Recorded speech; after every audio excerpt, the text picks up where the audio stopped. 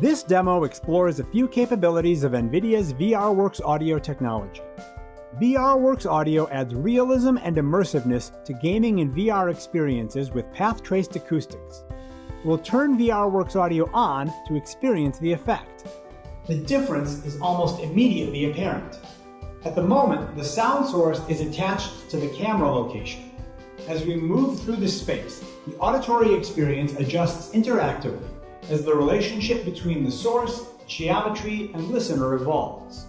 On the first floor, the concrete walls and ceiling are acoustically active, while the curtains absorb sound and dampen acoustic effects. The second floor, by comparison, is more open, but composed almost entirely of hard surfaces which reflect sound well. As we head to the top of the atrium, we hear the decreased size of the surrounding space just as much as we see it. If we leave the atrium entirely, information carried along the auditory channel makes it clear that we've left the enclosed space of the atrium for a more open space, lacking nearby reflecting surfaces. As we fly back into the atrium, we get the opposite experience. The change in acoustics creates a sense of envelopment as we return to a space almost entirely enclosed by reflective surfaces. We can move to an even more enclosed space in the back hallway of this geometry. This space is characterized by strong echoes and long-lived reverberation. VRWorks audio gives us the ability to control the acoustic properties of materials interactively.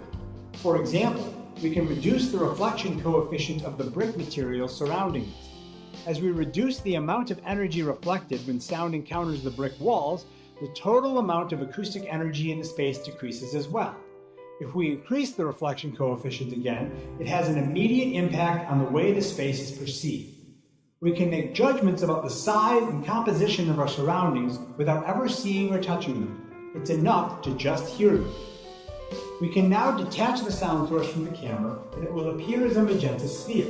As we fly away from it, we note that VRWorks audio is also adding directionality information, allowing us to hear the location of a source we may not be able to see.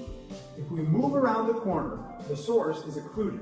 We can still hear the source because of indirect paths and diffraction.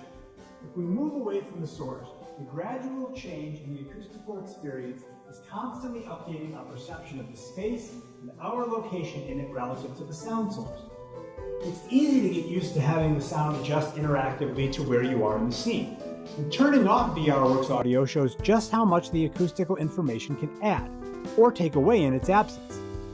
If we move from one space to another now, there's no change in the experience. It's rather flat. Re-enabling VRWorks audio and moving between spaces adds another dimension to the experience. You hear the change as you see it. The agreement between visual and acoustic spatial cues is a powerful force for immersion. That power is now available to developers and content creators with NVIDIA's VRWorks audio.